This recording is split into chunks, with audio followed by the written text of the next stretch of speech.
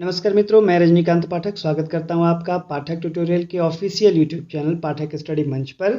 और आज के सेशन में हम पढ़ेंगे सातवाहन वंश के बारे में। सातवाहन वंश का संस्थापक सिमुक था और इसका उल्लेख पुराणों और अभिलेखों से भी हमें प्राप्त होता है। पुराणों में इस राजवंश को आंध्र भृत्य या आंध्र जातीय के नाम पे बताया गया है, किंतु अभिलेखों में इसे सातवाहन ही कहा गया है। इस वंश को आंध्र सातवाहन वंश के नाम से भी जाना जाता है। इसकी अगर राजकीय भाषा की बात करें तो प्राकृत थी और लिपि के रूप में ये ब्राह्मी लिपि का प्रयोग करते थे। इस वंश ने 30 ईसा पूर्व से लेकर 250 ईस्वी तक लगभग 300 वर्षों तक शासन किया था। कण्व वंशी शासक सुशर्मन की हत्या करके सिमुक ने सातवाहन वंश की स्थापना की थी। ये महत्वपूर्ण प्रश्न आया करता है एग्जाम में। सिमुक के विषय में अधिकांश जानकारी पुराणों और नाना घाट प्रतिमा लेख से प्राप्त होती है। सिमुक के बाद उसका छोटा भाई कृष्ण गद्दी पर बैठा और उसके समय में सातवाहन वंश का विस्तार पश्चिम में नासिक तक हुआ था। कृष्ण के बाद सातकर्णी प्रथम शासक हुए थे और सातवाहन वंश का सातकर्णी उपाधि धारण करने वाला यह प्रथम राजा था। इसकी अधिकांश जानकारी इसकी रानी नागानिका के नानाघाट अभिलेख से हमें प्राप्त होता है। सातकर्णी प्रथम ने 2 अश्वमेध यज्ञ भी किए थे और एक राजसूय यज्ञ संपन्न करा करके सम्राट की उपाधि धारण की थी। साथ ही साथ इसे दक्षिणा पथपति और अप्रतिहत चक्र की भी उपाधि दी गई थी या इसने धारण की थी। सातवाहन साम्राज्य का विस्तार दक्षिण में भी था, संभवतः मालवा में भी इसका अधिकार क्षेत्र था और इसके अलावा अनूप और विदर्भ देश जैसे प्रदेशों में भी इसने विजय प्राप्त की थी। इसकी मुद्राओं में श्री सात नाम खुदा हुआ है, मतलब इसका नाम श्री सात के भी रूप में रखा जाता है। और अभिलेखों से प्राप्त होता है कि इसने ब्राह्मणों को और बौद्धों को भूमि दान भी की थी।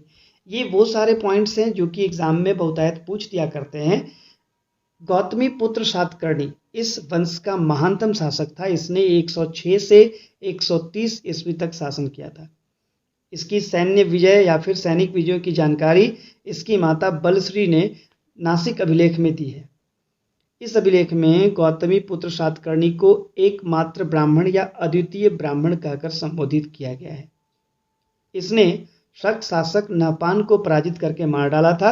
इसके राज्य की सीमा दक्षिण में गोदावरी से लेकर उत्तर में मालवा एवं काठियावाड़ तक और पूर्व में बरार से लेकर पश्चिम में कोंकण तक फैली हुई थी।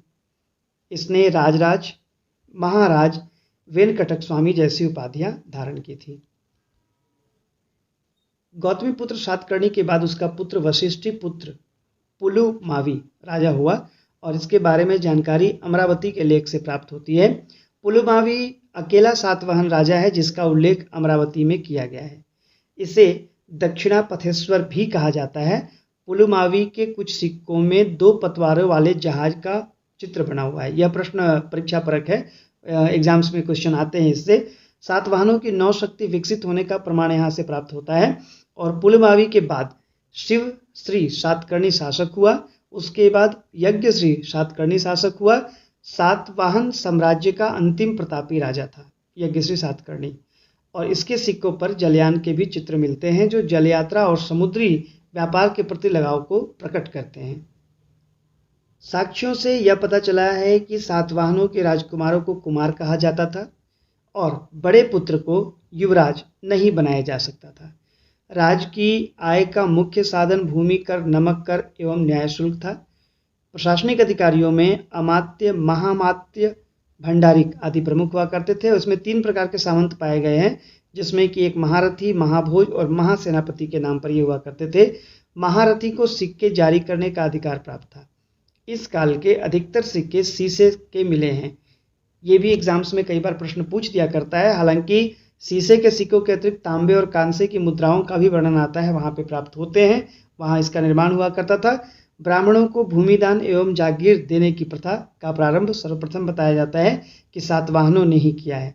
साथ ही गौतमी पुत्र सातकर्णी ने वर्ण संकर की कुप्रथा को रोकने के लिए वर्ण व्यवस्था को, वर्ण प्रथा को पूरा प्रारंभ किया था और बौद्धों के लिए अनेक चैत्य और विहार भी बनवाए थे। तो ये थी सातवाहन से संबंधित कुछ जानकारियाँ, सातवाहन वंश से संबंधित कुछ जानकारियाँ।